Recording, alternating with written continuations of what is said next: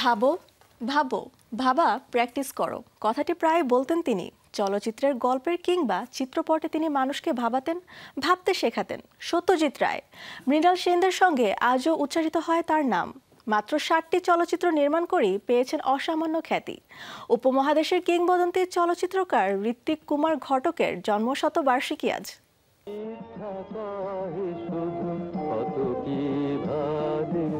বাংলা ভাগের যন্ত্রণা যে কজনকে আজীবন তাড়িয়ে বেরিয়েছে, ঋত্বিক ঘটক তাদের মধ্যে অন্যতম।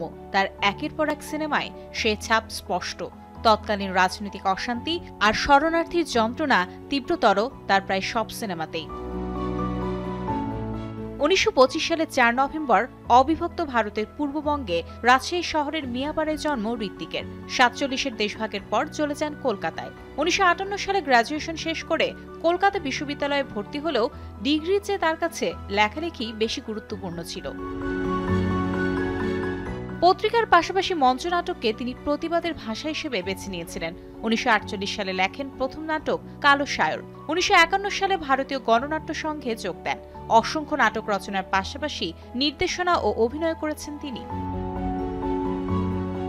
চলচ্চিত্রে আবির্ভাব পরিচালক নিমাই ঘোষের হাত ধরে 1950 সালে ছিন্নমূল সিনেমার মাধ্যমে, যেখানে একই সঙ্গে সহকারী পরিচালক ও অভিনেতা হিসেবে কাজ করেন তিনি।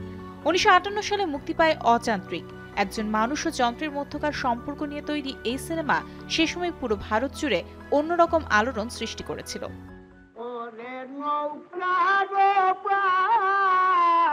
60-এর দশকে ঋত্বিক ঘটক ভারতীয় চলচ্চিত্র ও টেলিভিশন ইনস্টিটিউটে ভিজিটিং প্রফেসর হিসেবে যোগ দেন। প্রায় এক যুগ পর 1972 সালে তিতাস একটি নদীর নাম দিয়ে আবারও চলচ্চিত্রে ফেরেন তিনি।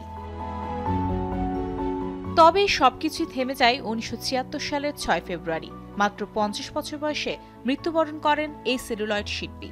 ঋত্বিক ঘটক জনপ্রিয়তার মোহে চলচ্চিত্র তৈরি করেননি, কাজ করেছেন নিজের মতো করে। তার চলচ্চিত্র আজও বাঙালির জীবনের অসাধারণ রূপ প্রকাশ করে।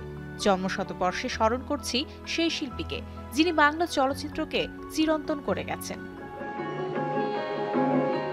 Mario Sen, showbiz tonight.